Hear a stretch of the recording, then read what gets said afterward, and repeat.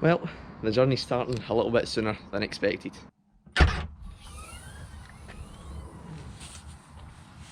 After having an exam scheduled for this morning, got just to the university campus of course, and then get an email saying it's been cancelled because of technical issues. An absolute classic. So up to uni to come straight back, and now the time's about 10:30 and it's time to head off to Inverness.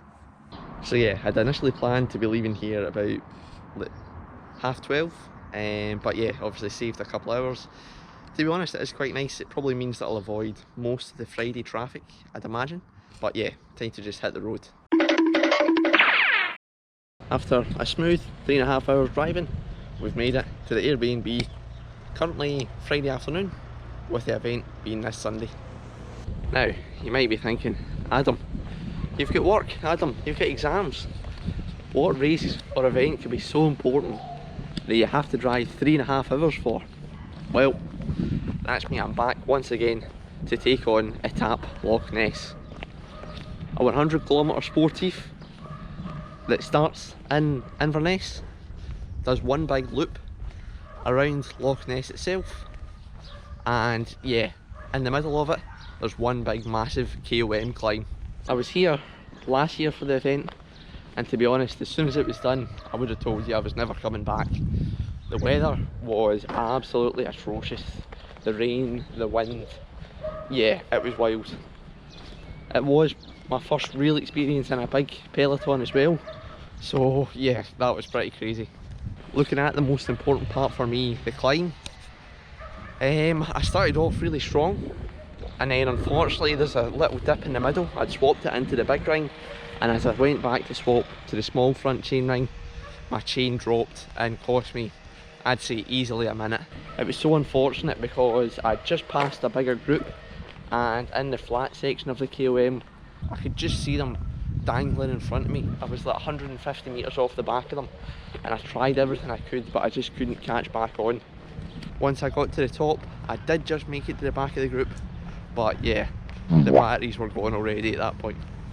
The allure of the climb was just too much though. I knew I couldn't leave it the way I did, just only having that one shot at it, and yeah, my chain falling off, not being able to show my true potential. So we're back once again to take on the event, and yeah, I'm super excited for it. Just now I'm just heading back from Tesco, or well, not just any Tesco, big Tesco, to get the last couple of supplies for the good old carbohydrate loading for tomorrow, the day before the event. My training leading into the event, I'm really happy with how it's been going. I'd been doing a lot of big volume throughout the whole winter, to be honest, and then like 6 weeks ago, some massive back-to-back weeks. We're talking like 27, 29 hours. So yeah, pretty huge. With the volume does come quite a lot of like chronic fatigue. So what I've done for pretty much like the past 3 weeks is a gradual taper, easing off, but increasing the intensity, and yeah, the fitness is really starting to show. All the hard yards are done. It's now just about putting it together on race day.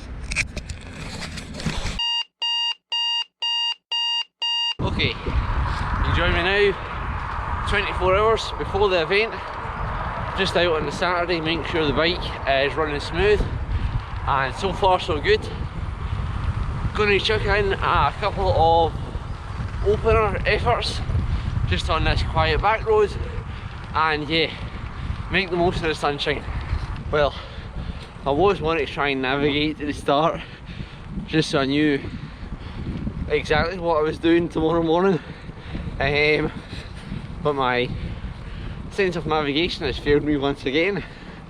But yeah, this little back road I'm on just now is the same one that I made it to last year, the day before, so I kind of know where I am, and later on I'll be going to pick up my race pack, race number and everything, so I'll be able to walk getting there, which will help me navigation wise.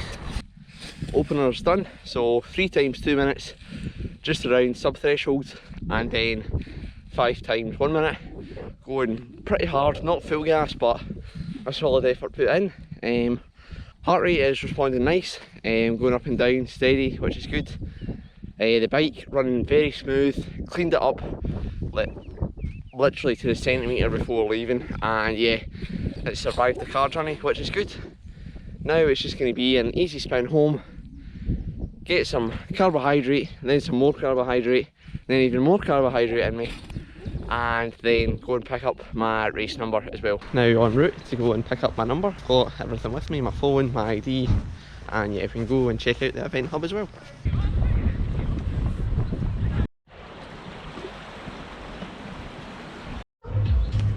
There we go, race number picked up, number 540 for tomorrow.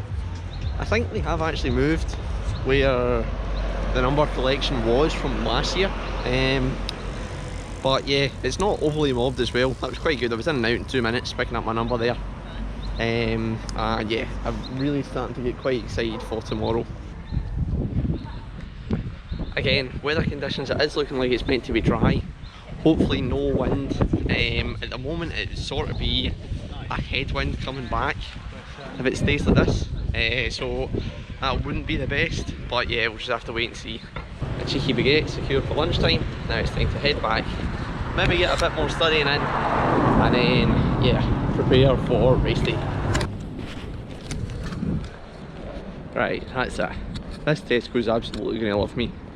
Last trip to the shops to get the pre-race pizza.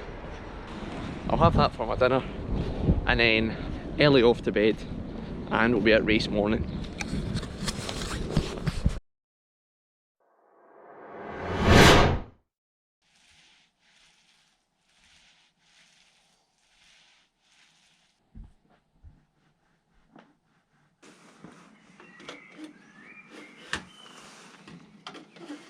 Hello, good morning. The time, it's just before 5:15. We've made it out the door and we're on the way to the start.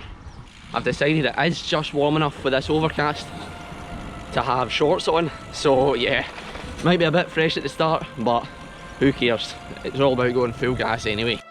And would you look at that, we've made it to the start line on time. One last bit of turbo juice before I head up to the start, and yeah, the weather, it is really fresh this morning, but no wind, so that's really good, and then no rain as well, so compared to last year, it's honestly a glorious day.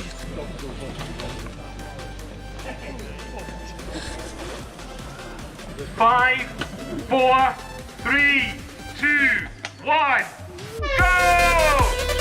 Congratulations to everyone on their way through this morning. Now, winner number 1 of the 10th anniversary, woohoo, yeah, of Etape Loch Ness. Oh yeah!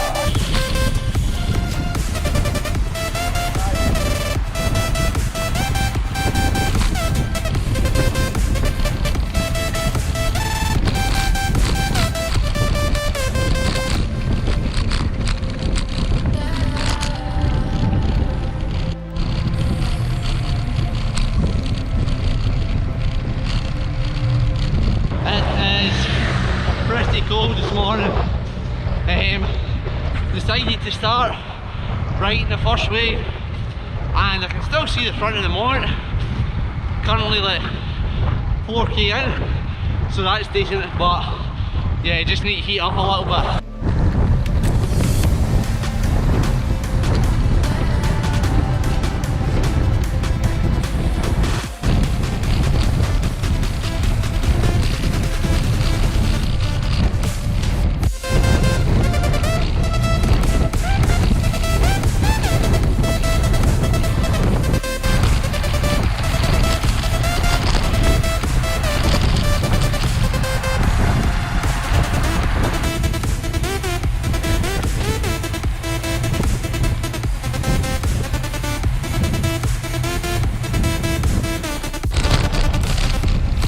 Bye, have a great time.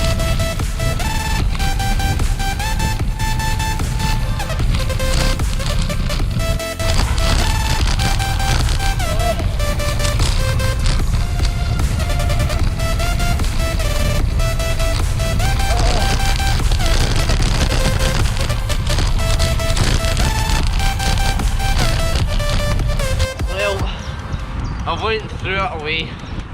I've lost the group. I can see them like 300 metres ahead, but I just don't have enough to catch up, and it's really disappointing. Currently about 40k's in, so about 10k to the climb, and yeah, I'm just gonna go and try and give him it all on the KOM segment. Oh, I'm so disappointed.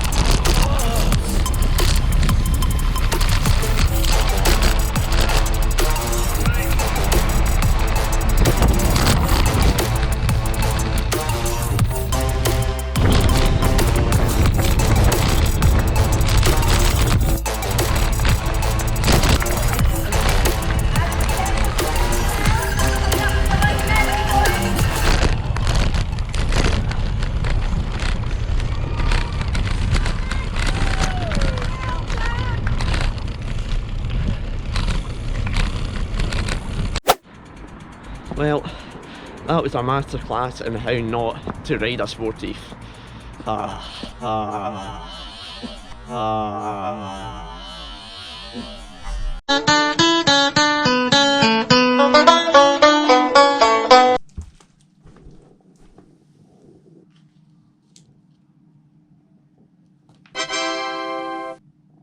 Well, it's now Sunday evening, a safe drive home. Managed to get a bit of the video edited as well, had a nap and a good amount of time to reflect on the race. Or sorry, not the race, the sportive. My initial thoughts after the race were really negative. I just wasn't happy with how I performed.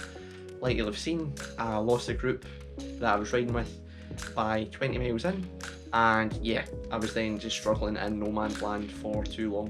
When we got to the climb, I was able to pass quite a lot of people, and then this meant when we were coming back up towards Inverness, there was quite a few groups that came by, and there was some of them again that just went too fast and I couldn't catch on. But then a couple of times it did also help that I was able to swing in behind, even for a little bit, just to get a bit more of a draft. Coming into the finish this year, I did actually have something still left in the tank. I wasn't completely gone, so that was quite nice, not letting everyone slip away from me. And this also meant that my overall time didn't fall away as badly compared to last year.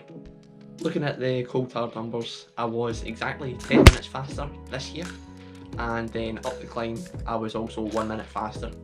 Again, to be honest, with the time on the climb, last year having dropped my chain, I probably lost about a minute, so I'd say the effort was about equal on the climb. But yeah, saving another 9 minutes elsewhere within the race obviously shows that I'd done something right.